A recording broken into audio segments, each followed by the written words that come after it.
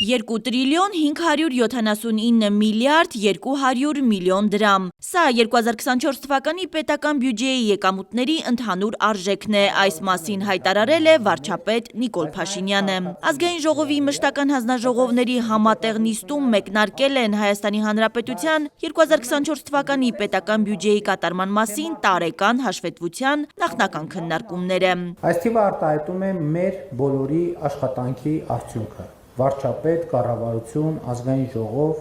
կառավարությանը ենթակա մարմիններ, բայց նաև քաղաքացիներ, խոսքը բոլոր առանց բացառության բոլոր քաղաքացիների մասին է։ 2024 թվականին նրանց մի մասը չի աշխատել, մյուս մասը աշխատել է։ Իդեպ ասեմ, որ 2024 թվականի նոյեմբերին Հայաստանի Հանրապետության բոլոր ժամանակների գրանցված և աշխատավարձով ապահովված աշխատատեղերի բացարձակ ռեկորդ է սահմանվել։ Վարչապետ Փաշինյանը համեմատականներ է անցկացնում և ներկայացնում, թե Հայաստանի Հանրապետությունում 2018-25 թվականների ընթացքում որքան է բարձրացել միջին աշխատավարձը։ Փաշինյանը շտապում է տալ կարևոր հարցի պատասխան. մարդիկ հեղափոխությունից առաջ, թե հետհեղափոխական շրջանում են լավ ապրել։ 2018 թվականի ապրիլին Հայաստանում միջին աշխատավարձը եղել է 173,996 դրամ։ 2025 թվականի ապրիլին 304,992 դրամ։ Միջին աշխատավարձի աճը կազմել է 130,000 դրամ կամ 75%։ 2018 թվականի ապրիլը 2025 թվականի ապրիլի նկատմամբ։ Նույն ժամանակահատվածում հանրագումարային գնաճը, կուտակային գնաճը կազմել է 25%։ Այս թիվը վկայությունն է այն բանի, որ մարդիկ Հայաստանում ավելի լավ են ապրում և ավելի լավ են ապրում գնաճի հաշվառումով և ավելի լավ են ապրում շուրջ 50%-ով։ Համեմատությունների շարքը շարունակվում է։ 2025 թվականի ապրիլի ընդհանուր բոլոր աշխատողների աշխատավարձի ֆոնդը համախառն կազմել է 238 միլիարդ 975 միլիոն դրամ։ Եվ այս թիվը 2025 թվականի ապրիլին 2018 թվականի ապրիլի նկատմամբ աճել է 144 միլիարդ դրամով կամ խնդրում եմ ուշադրություն 153%-ով։ Այսինքն Հայաստանի Հանրապետությունում գրանցված աշխատավարձային ֆոնդը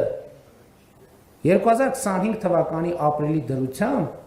ավելի քան կրկնապատկվել է, 2.5 անգամ ավելացել է 2018 թվականի ապրիլի համեմատ։ Փաշինյանը դժվարանում է հնչեցրած թվի վերաբերյալ մեկնաբանություններ անել։ Այս տարբերությունը շատի ու քչի մասին չի ամենևին, որովհետև սա մի դեպք չի, որ ասենք տեսեք այն ժամանակ քիչ է եղել, հիմա շատ է։ Սա տարբերությունը պետության և չպետության միջև։ Մենք չենք կարող այս թվերը համեմատել, ասել գիտեք, տեսեք թիվը այն ժամանակ ինչքան քիչ է եղել, հիմա ինչքան շատ է, որովհետև սա այդ կատեգորիայի և այդ հարթության մասին չի։ Հաջորդ հայտարարությունն ըստ Փաշինյանի աղմկոտ է, վարչապետը ժպիտով է անդրադառնում այդ հարցին։ Հայտարարությունը հետևյալն է. բարձր աշխատավարձ հիմնականում 80-90%-ով ստանում են նրանք, ովքեր մրցունակ կրթություն են ստացել։ Ցածր աշխատավարձ մոտավորապես 80-90%-ով ստանում են նրանք, ովքեր չեն ստացել մրցունակ կրթություն։ Կառավարությունում տեղի ունեցած քննարկումների արդյունքում մենք որոշել ենք, որ հանրակրթական մեր դպրոցներում մեր աշակերտներին հենց այս ուղերձը պետք է տանք։ Պետք է նրանց ուղիղ և աներկբա ասենք. սիրելի երեխաներ, լավ սովորեք, որ լավ ապրեք։ Այս համատեքստում, սակայն, մենք պետք է ընդլայնենք լավ ապրելու մասին մեր պատկերացումների շրջանակը և ճշգրտենք այդ շրջանակը։ Փաշինյանը կրկին Չուլանի թեման արծարծեց։ Հոգևոր կյանքին հաղորդակցությունը նույնպես պետական բյուջեի ծախսային տող է, որովհետև այսօր մեր պատմամշակութային բազմաթիվ հուշարձաններ, որոնք այդ թվում հոգևոր կյանքի անբաժանելի մաս են, որպես պատմամշակութային հուշարձան պատկանում են պետությանը, այսինքն պետության սեփականությունն են և գտնվում են պետության հոգացության ներքո։ Եվ այդ թվում